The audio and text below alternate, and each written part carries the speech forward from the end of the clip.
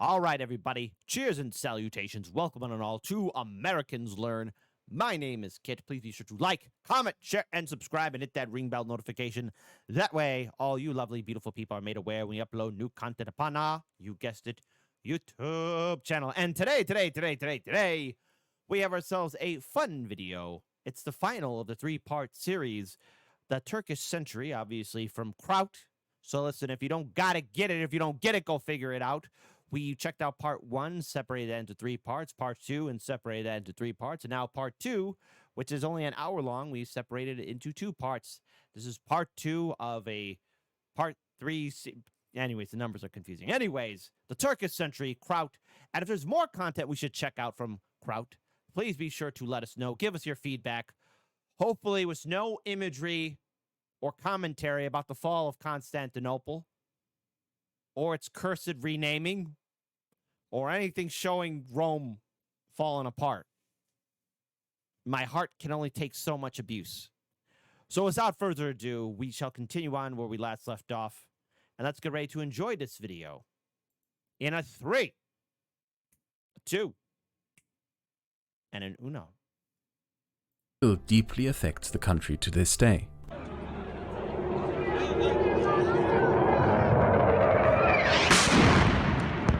Hell?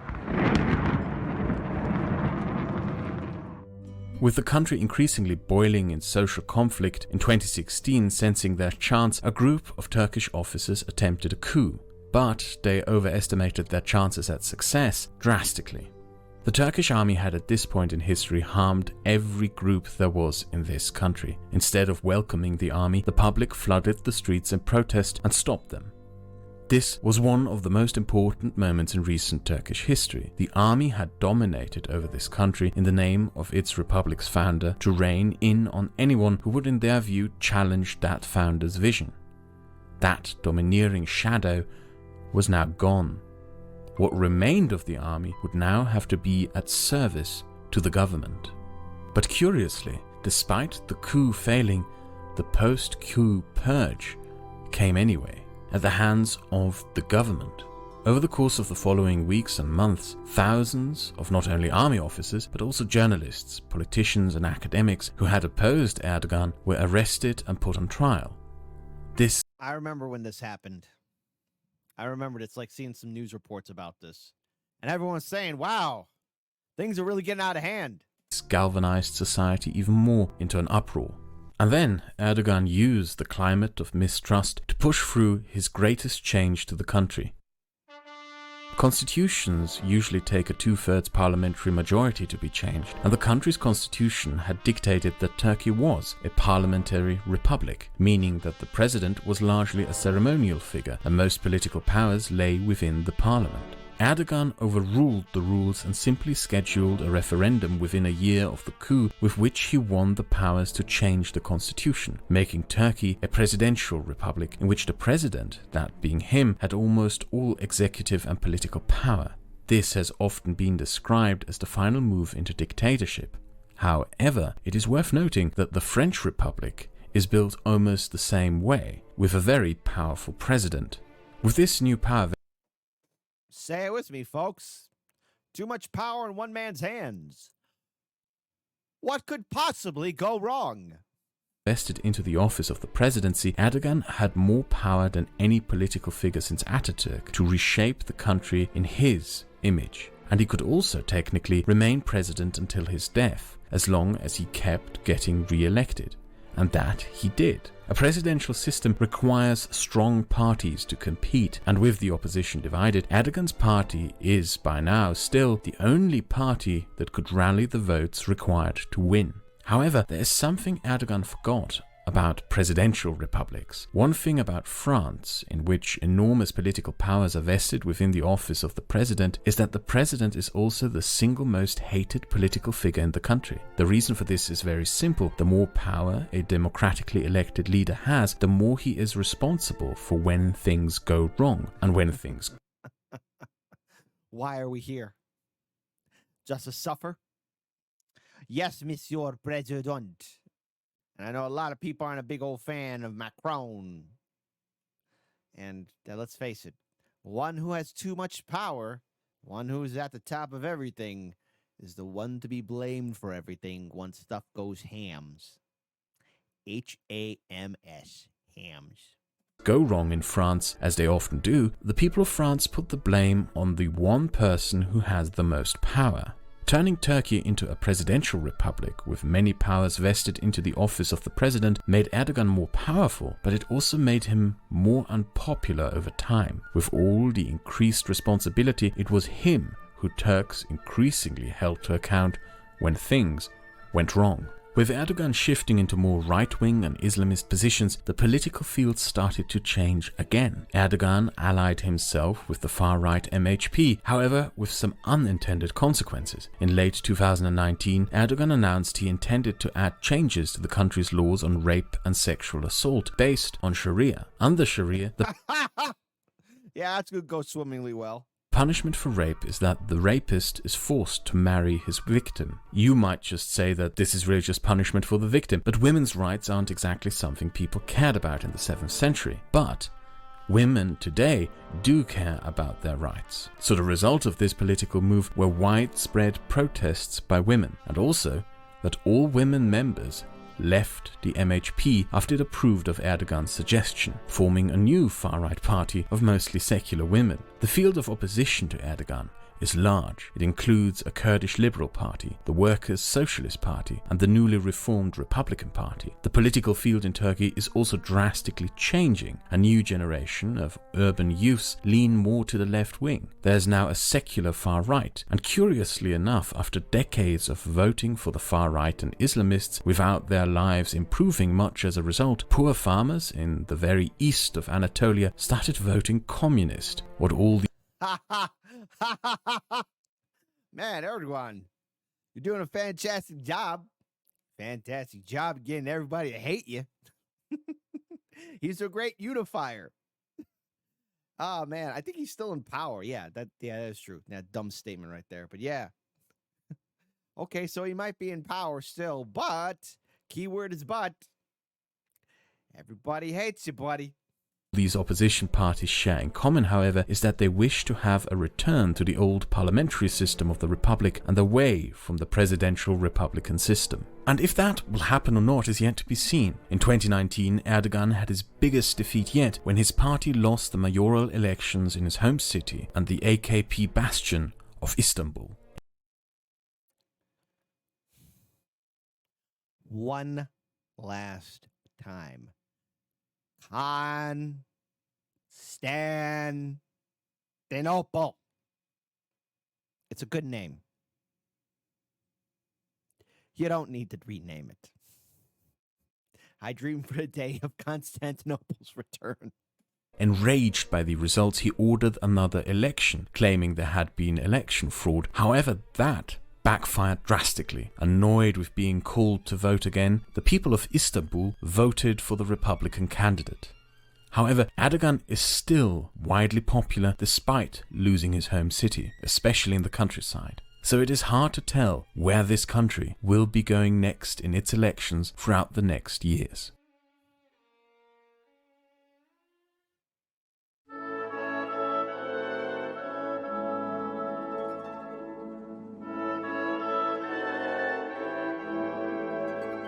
It is difficult to figure out who first coined the term Neo-Ottomanism. One claim is that the term was first used by Erdogan's foreign minister Ahmet Davutoglu when jokingly describing his government's foreign policy. The other claim is that the word first appeared when Iran complained about the increasing Turkish influence in the Middle East. The term itself is hyperbolic and threatening, so I find it more likely that it came from those who might be suspicious of the ever-growing Turkish geopolitical power. And it has an admittedly somewhat threatening aura to it. It probably elicits the same reaction to most as the term Japanese neo-imperialism does to Koreans. The same reaction to most as the term Japanese neo-imperialism does to Koreans. The frowning. That was funny. One more time. I'm sorry. Yes, it's very sensitive, but that was actually kind of funny. I love dark humor. Power. and it has an admittedly somewhat threatening aura to it. It probably elicits the same reaction to most as the term Japanese neo-imperialism does to Koreans. The frowning face Indians may pull when English people speak of the empire in glowing nostalgic terms. Colonial legacies endure, and when you Google Neo-Ottomanism, you will find this clip amongst the first top results. Bakınız bugün biz Suriye deyince, Irak deyince, Kırım deyince, Batı Trakya deyince, Bosna deyince birileri sanki uzaydan gelmiş gibi yüzümüze bakıyor. Hatta daha da ileri gidip tam bir cahil cesaretiyle Türkiye'nin Irak'la ilişkisi ne olabilir? Bosna'yla ilişkisi ne olabilir diyebiliyorlar. Halbuki bugün başka dünyalardan bahseder gibi sözünü ettiğimiz bu coğrafyalar bizim canımızın birer parçasıdır. Gaziantep'le Halep'i, Rize'yle Batum'u, Edirne'yle Gümülcine'yi, Kırcaali'yi, Bursa'yla Üsküp'ü birbirinden farklı düşünmek mümkün mü? Evet, bu şehirler fiziki olarak başka ülkelerin sınırları içinde. So in other words, this man's saying, make the Ottoman Empire great again. To which I counter, how dare you sit where the great one once stood? Make the Roman Empire great again. Never forget Aurelian. Never forget Constantine the Great. Never forget Majoran. Never forget Justinian the First and Belisarius. True Romans. Ama bizim gönül sınırlarımız oraları kapsayacak şekilde geniştir. But the Ottoman Empire is gone, and the term is, if we are being honest, very exaggerated. The Ottomans are not going to rise from their graves to reconquer an empire. Never! The reality of the matter Especially what they did to Constantinople. Never! is that this term is simply used to describe something for which we have no other name, because it is something that hasn't happened since the Ottomans existed. A Turkish state that, as the 2000s started, is reasserting itself on the international stage. Let's take a step back, shall we? This series of videos was initially meant to only be 20 minutes long and to cover this specific part only. But I decided differently, because I want all of you watching this to take away something important, namely that there is no simple reason for why geopolitical and historic events occur. Historic events always happen within a wider context of other events, some of which may have occurred centuries before the current ones. Take a different perspective. To younger generations, Turkey asserting itself internationally is a break from the norm, since Turkey has spent the last 100 years avoiding that. But take the perspective from a further generation stepped back, and you might reconsider, aren't the past 100 years of the Kemalist Republic possibly the actual exception? Most of this video was spent mainly talking about the developments that occurred within Turkish society itself, and even though sometimes outsiders influenced events within Turkey itself, and Turkey may have joined global trends in policy on occasion, the truth of the matter is that Turkey spent most of the 20th century deliberately not involving itself in foreign affairs. And there's a good reason for this. Ataturk wanted it. His vision was for a Turkish homeland, for the Turkish people, neutral and uninvolved in any foreign power struggles. When the Republic was founded, it came at a time when the age of empires seemed to be coming to an end. A new century was on the horizon with new and different power dynamics, an age of ideologies and not of empires. And Ataturk's founding vision was adhered to for most of the Republic's history. In terms of geography, the Turkish Republic had all the same advantages which the Ottomans have had. To the north, the coastlines of the Black Sea are far away from any other centers of power and therefore inviting to seek out influence over. In the west, the mountain ranges of the Balkans naturally push their inhabitants into an Anatolian sphere of influence. And since the Danube flows into the Black Sea, all those nations reliant upon it for access to the sea fall into a Turkish sphere of influence. There's a reason why the Austrians, whose prime means of large-scale transportation was the Danube, kept fighting the Ottomans along the Danube until they had access to the Adriatic. To the south, most of what borders the Turks is just flatlands, with the added benefit that Turkey owns the origin of the two most important navigable rivers in the Middle East. Oh man, it's kind of messed up. For most, Turkey could just roll into the Middle East with very little in the way to stop it. Pretty much the only place it can't go is east, where Iran is protected by the vast Zagros mountain ranges. However, for most of the 20th century, that did not matter. Communism held a firm grip over the north and west, and the Turkish attitude to the south was what you would expect from the unceremonious divorce that had happened at the beginning of the century. With the end of communism, but more with the ascent of Erdogan, all of that changed. And the first indication the world got of a Turkey taking interest in matters outside of her own borders was when Serbia massacred its way through Bosnia. The Turks threatened military intervention against the Serbs if the Americans wouldn't do something. This was received as a surprise, but also as a threat to some. It meant that the Turks were asserting themselves in a foreign region, a region that had once been part of the Ottoman Empire, and doing so in a manner that signaled that they saw this part of the world, namely the Balkans, as their sphere of influence.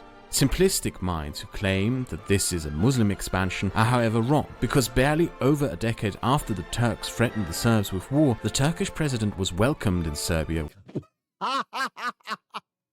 That's right. Drink up, everybody. Dance off, pants off. With fanfare and celebration as a friend of the country. Turkey and its influence is in fact ironically welcomed in Serbia as a result of the Balkan War. Because as a result of the Serbian genocidal shenanigans during the Balkan War, Europeans were so embarrassed by their inaction that they consistently blocked Serbia from joining their club. This left Serbia in a vacuum that Turkey took advantage of, which shows us first and foremost that the Turkish government in recent decades has been very capable of driving a foreign policy of expanding influence not on the basis of some ideological or religious dogma, but on the basis of pragmatism and seizing opportunities.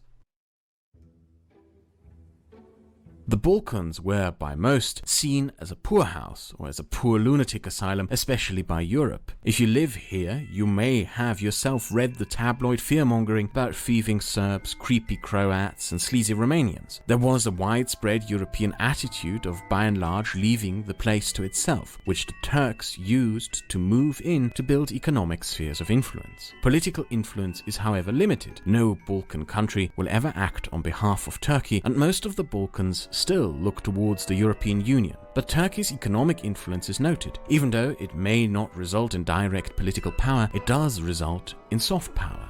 It isn't lost on outsiders that the $2 billion of Turkish investment into Bulgaria and $7 billion in Turkish investment in Romania are both in EU member countries, something that Turkey could use as a bargaining chip to make its EU membership more likely, especially if Romania and Bulgaria cannot be integrated within the common European market. This is why many interest groups have in recent years moved to counteract such influence. A direct railroad connection from Vienna to Bucharest was recently opened, a project mostly built by the Austrians in hope of making the Carpathian mountain barrier a little less limiting for Romanians and to tie them deeper into the European economies. The French and Germans engaged in massive economic investment into Romania. If you ever wondered why so many people here in Europe drive Dacias, it's because the French bought that Romanian car manufacturer and hope to use it to tie Romania deeper into Europe. This struggle over economic influence in the Balkans goes further than you may think, but more on that later.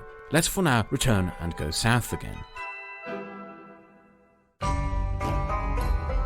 Throughout most of the 20th century, Arabs held a very negative view of Turks and vice versa. The Arabs saw the Turks as colonizers who had plundered their lands, butchered their people, and left them in ruins. The Turks, for their part, mostly saw Arabs as backward and stuck in the past, shackled by religious superstition and unable to advance into modernity.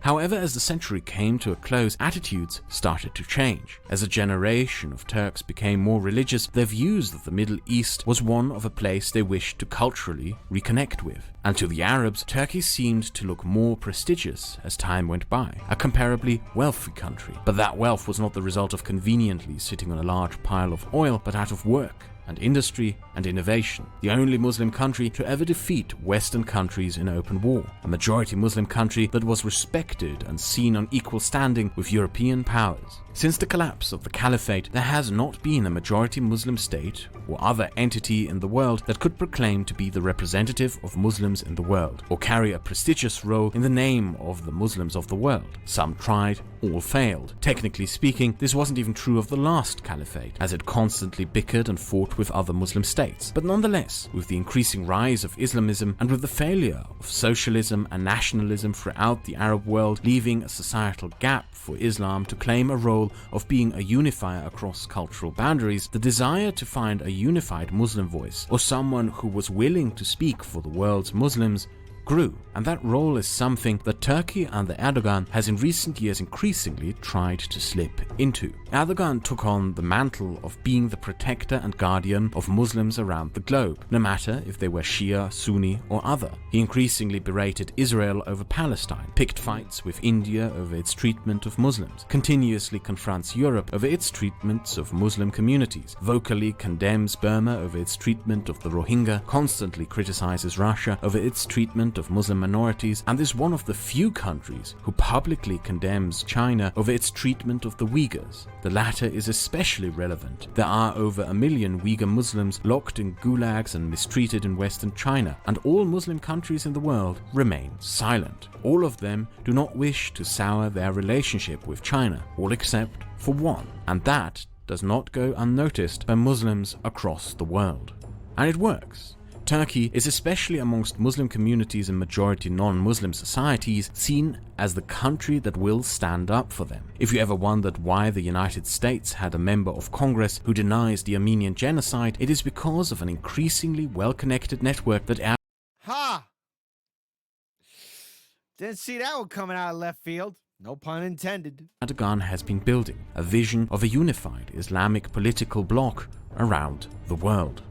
But looks can also be deceiving, and there certainly are more motivations to this than just religious. Turkey is at odds with India over influence in Central Asia, where both Turkey and India compete over geopolitical influence. Turkey bullies Europe on whatever standard it can, not just out of religious motivation, but to point out hypocrisies in denied EU membership. Turkey is angry with Israel not just because of the Palestinian conflict, but because it started building deeper military ties with Greece. Turkey would like to have more influence over the Muslim-populated regions of Russia closer tied to its border. And Turkey is one of the few countries that can bully China because of conflicting geopolitical interests along China's new Silk Road project.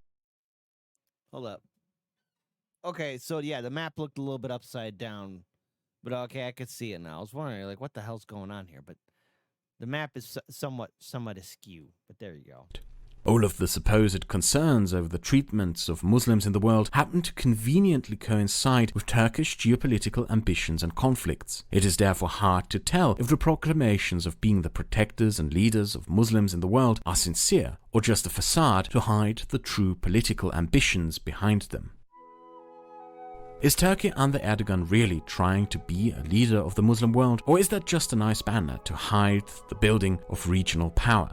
Foreign powers do, however, seem to take it increasingly seriously. China, for one, dependent on access to the Mediterranean for its new Silk Road project, is publicly floating the idea of building a canal from Belgrade to Thessaloniki, which would connect the Danube to the Mediterranean. This project would be great for Serbia, Northern Macedonia, Hungary, Greece, and Austria, who would be set to gain enormously from it. But everyone knows that China isn't considering this out of the kindness of their hearts, but because the canal would also significantly cut down on Turkey's geopolitical influence over the Balkans. Within the Middle East, however, Turkey is building its influence by different means. It is increasingly investing in countries just like in Europe, but unlike in Europe, Erdogan is actively promoting the system by which he rules as an alternative to the current rulers of the Middle East, from Egypt to Iraq. The main power struggle of the Middle East that we tend to fixate on in the news is between Saudi Arabia and Iran, both continuously destabilizing each other and each other's allies for intricate networks of propped-up militias, each fighting the other to leave behind a bombed-out terrorized husk of a society in its wake. A process that intensifies with the increasing US withdrawal from the region, and within this conflict for dominance between the two, Turkey seems to be the third player, the dark horse that everyone is ignoring. Iraq has been torn apart by years of conflict, and when you turn on the news you will hear of Shia militias, Sunni terror groups, and US drone strikes. But there is one thing you won't see: the increasingly tightly knit economic ties to Turkey, even embracing Iraqi Kurdistan as a reliable business partner and source for oil. In essence, one could almost say that in that region of the Middle East, the Turks just sit back, watch the Saudis and Iranians kill each other and terrorize the locals, and to then move in and instead of offering to arm just another militia, offer investment, jobs, and financial aid in exchange for deepening ties with Turkey, playing a long and patient game instead of the often erratic and impulsive actions that others in the region tend to engage in. The greatest challenge to the current status quo in the Middle East through Turkey came when the Turks occupied large swaths of northern Syria in the wake of a US retreat. Officially, Erdogan claimed this was to resettle Arab refugees who the Turks themselves were becoming tired of. And as true as that may be, it is however rather obvious that this was done to finally get revenge against and wipe out the Kurdish strongholds in northern Syria. But more striking is how this is a direct challenge to the status quo throughout the Arab world, a world in which the previous century has been dominated by the question of which principles to build a society around. And in that world, Erdogan seized a small parcel of land to build an Arab society under his supervision, a society that is likely intended to be a showcase to the Arabs of what their homes and lives could be in the Middle East, where Turkey is the main geopolitical power. Increasingly, Turkey flexes its muscle in the region, be it through limiting fresh water supplies to the Middle East with its dams, or by flexing its muscle militarily. That military muscle is also very significant because technically Turkey is one of the few countries in the region that actually has a well-trained army. The Iranian army specializes in insurgency tactics, and the Saudi army is a laughingstock. Turkey is one of the few countries in the region that really has a significant fighting force. However, it is in Syria where Turkey is taking its first steps to build regional power that it also encountered its biggest roadblock to that increase of power. An old enemy. Ironically, as Turkey started building regional power in the Middle East, the one thing standing in its way was neither Iran, Saudi Arabia, Israel, or the United States. It's Russia. Did you know that there's a civil war going on in Libya? You might have forgotten. You probably don't know who the fighting factions are, but there is something that I bet will surprise you. It's a proxy war between Russia and Turkey. Both support opposite sides and both seek to gain influence over the country. Russia has been Turkey's greatest obstacle in the Middle East so far. It competes with Turkey over influence in Egypt. It ruined Turkey's plans for post-Assad Syria, is increasingly propping up Iran, and is fighting the before-mentioned proxy war in Libya. Wherever Russia can hinder an increased build-up of Turkish influence, it does what it can. And wherever Turkey can hinder an increasing Russian influence in the Middle East, it also does what it can. Both countries seem to be interested in building new spheres of influence in the Middle East as other powers are increasingly pulling out, and as such, they both compete. But curiously, while all this is still going on, Turkey negotiated an alliance with Russia. The funniest alliance that currently exists in the world between two countries that are actively trying to undermine each other with proxies. The alliance solely exists to pressure common opponents such as the Kurds and Saudis, and for Turkey to scare the US under its current weak leadership to not stop supporting it. So while other powers competing over influence are tearing each other apart, both Russia and Turkey, at least officially, agreed to not get in each other's way. For now. Because every observer knows that this is an alliance that will end sooner rather than later, with one of the two backstabbing the other. The question... Gee, I wonder what will happen. Whom will betray whom? Only time will tell. Only is who will stab first.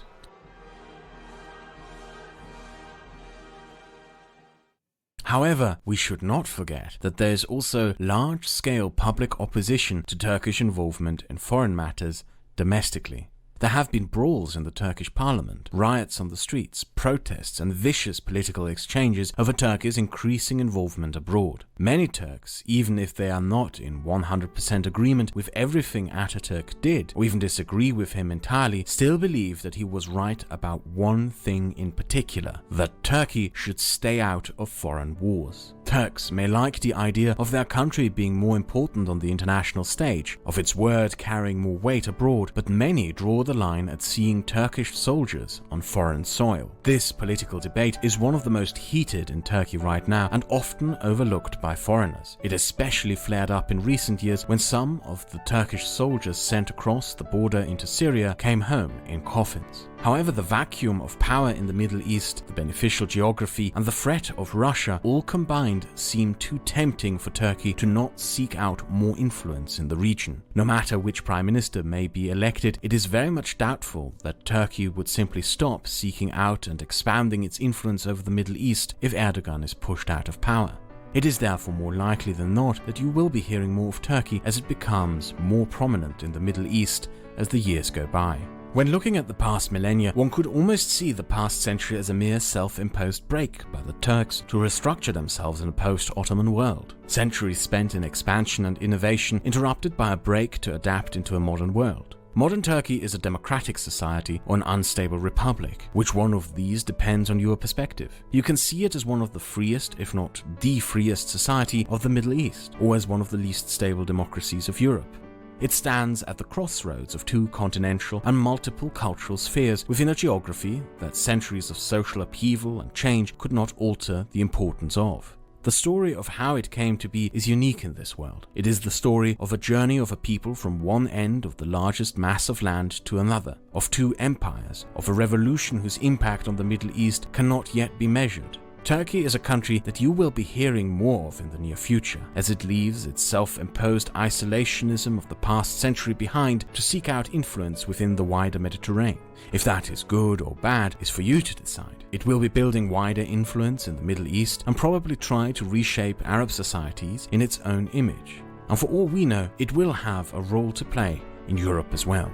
With this video, I hope to achieve giving you a basic background information set to interpret yourself. I sincerely hope it worked.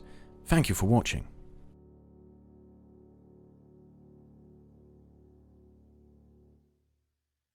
Oh, that was a great series. Everything.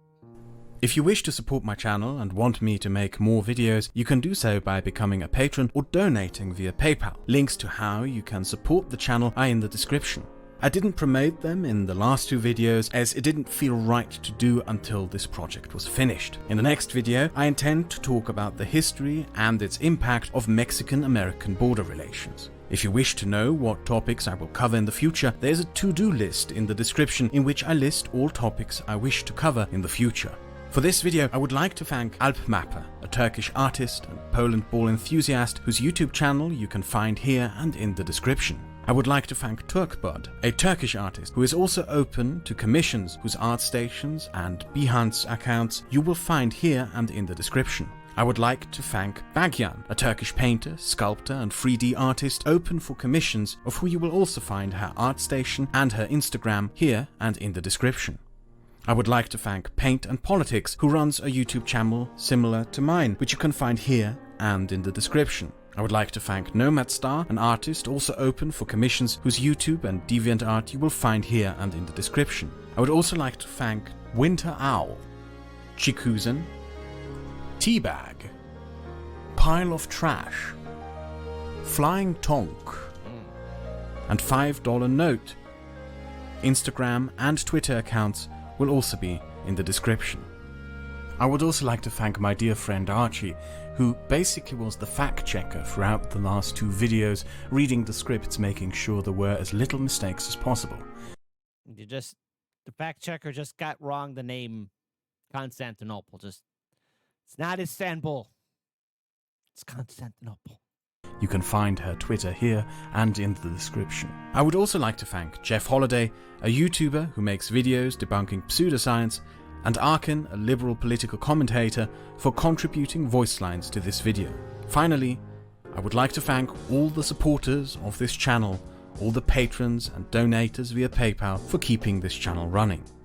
Thank you for watching, and I hope to see you the next time around.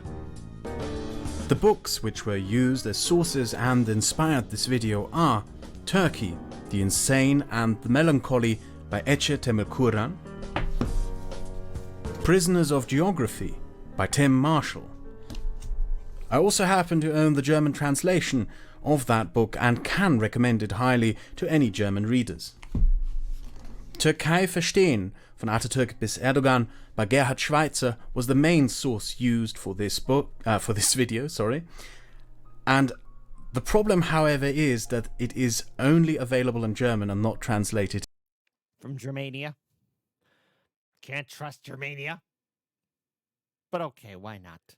Into English, but for any Germans amongst you, or German speakers I should say, I can highly recommend this book if you want an in-depth and highly well-researched analysis of the last 100 years of Turkish history. The Revenge of Geography by Robert D. Kaplan, as well as Disunited Nations by Peter Zeihan.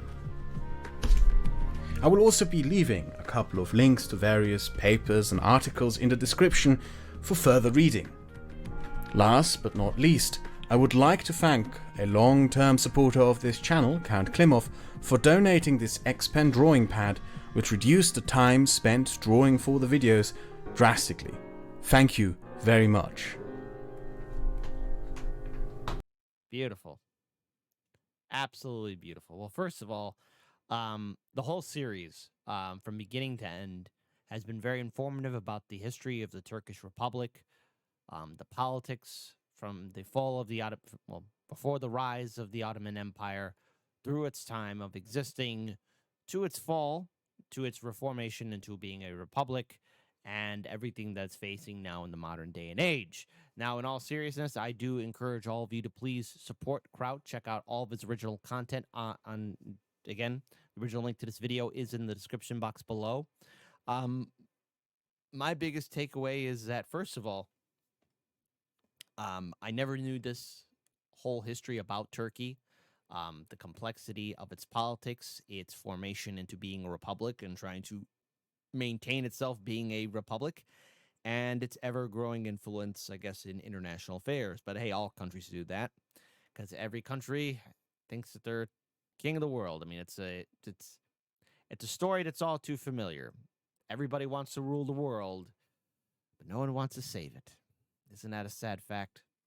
But I hope all of you were able to enjoy this series. And if you guys wanted to check out more from Kraut, if there's a video series, because we had actually had one of our patron supporters say, hey, I want you guys to check out Kraut, to which we happily obliged. And, you know, I wasn't prepared to see the horrific imagery of Constantinople under siege. That was too much for me.